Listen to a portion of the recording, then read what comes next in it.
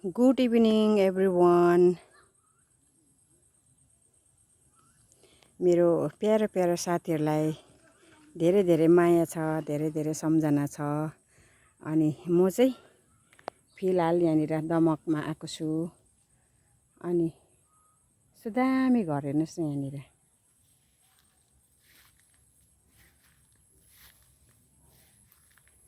अनि किन अचानक आएको भनेर सोच्नु हुँदै होला हो।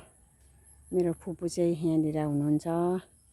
अनि उहाँलाई भेट्न आएको, उहाँ एकदमै बिमारी हुनुहुन्छ भनेर चाहिँ आएको। तर अब फुपू चाहिँ हामी आउँदैछ भनेर यहाँ पेल्टीमारी डल्लै हल्ला भएछ होइन, मेरो बुहारी आउँदैछ भनेर।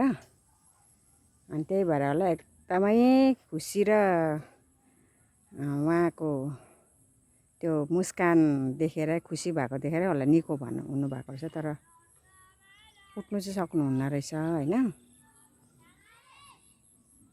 उठेर हिँड्नु सक्नुहुन्न रहेछ। अनि तर पनि यति साह्रो खुसी हामी आएको देखेर, यति साह्रो खुसी। सङ्गम भाइ र यहाँ हेर्नु हाम्रो भानिज केटा ऊ पर घाँस काटी हिँड्दैछ है मेरो ड्राइभर भाइ चाहिँ। यो सबै फुपूहरूको हो धान। यता पनि छ, घरको उतापट्टि पनि छ। हेर्नुहोस् है। अबुई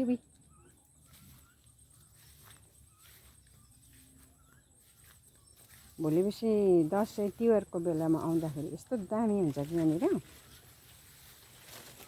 धान पाकेर लछेत्रै हुन्छ।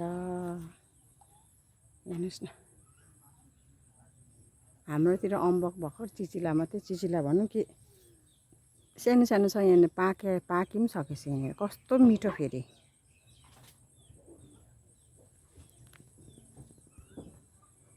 ल है साथी हो, आजको इभिनिङको अपडेट